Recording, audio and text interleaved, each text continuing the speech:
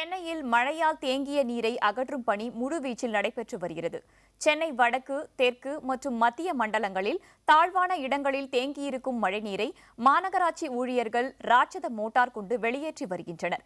அடையாறு, கஸ்தூரிபாய் நகர், தரமணி, புழுதிவாக்கம், ராம்நகர் உள்ளிட்ட பகுதிகளில் மழைநீரை அகற்றும் பணி மற்றும் நிவாரணப் பணிகளை அமைச்சர்கள் SP வேலுமணி, வளர்மதி, TKM சின்னையா ஆகியோர் நேரில் பார்வையிட்டு பணிகளை துரிதப்படுத்தினர்.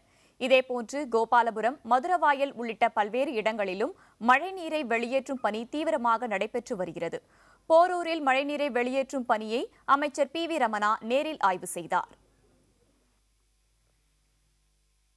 ஒவ்வொரு வார்டிலையும் தங்குற வசதி, அதாவது எங்களுடைய கல்யாண மண்டபங்களையும் பள்ளிகளையும் பொதுமக்களுக்கு தேவைக்கு ஏற்ப தங்க வசதி ஏற்படுத்தியிருக்கோம். அதே சமயத்திலேயே இந்த மாதிரி மையங்களில் சுகாதாரத்துறை மூலம் மெடிக்கல் கேம்ப்ஸ் ஏற்பாடு செய்துள்ளோம்.